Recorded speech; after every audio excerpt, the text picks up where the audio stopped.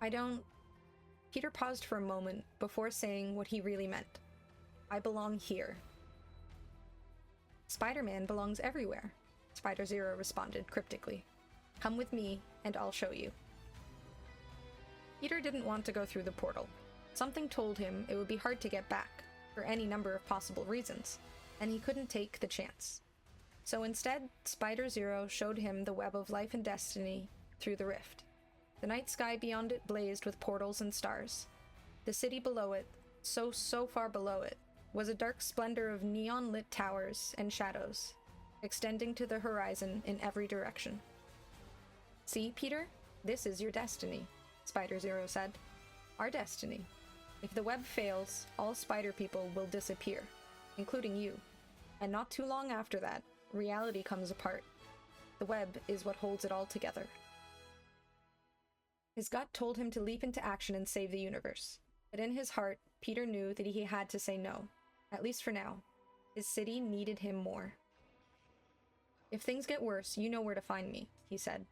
I'll try and come and help, but New York is my home. I belong here. Spider-Zero didn't press him further, but she did say she would be coming back. Peter didn't argue. As the portal faded away, Peter started thinking that the web might be like the model of the universe Tony Stark had talked about, with dimensions wrapped up in tight strings that vibrated through space-time, and intersected, well, like a web.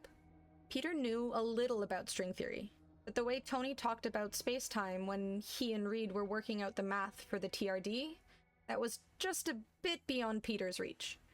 He could see what it was the same way he could see what Arthur Douglas was doing on the saxophone. Actually doing it himself was a whole other level. Peter was a bit crestfallen at having to admit this to himself, but hey, at least he still had streets to patrol and citizens to save from vampires and other creatures of the night. Could be worse.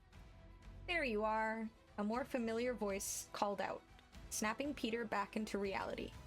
He glanced up to see Johnny Storm, the Human Torch, rapidly approaching, fully flamed on. No more sitting here and moping about how much you miss Aunt May's wheat cakes, Petey, Johnny said. We've got work to do.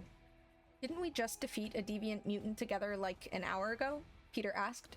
The two heroes had long been best friends and had enjoyed countless team-ups over the years, but the frequency of their joint missions together had increased exponentially since the city had fallen under the curse of never-ending night.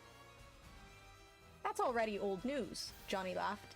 I've incinerated at least a dozen more vamps since then, all on my lonesome. But Reed just sent me some juicy new intel that's gonna blow your mind.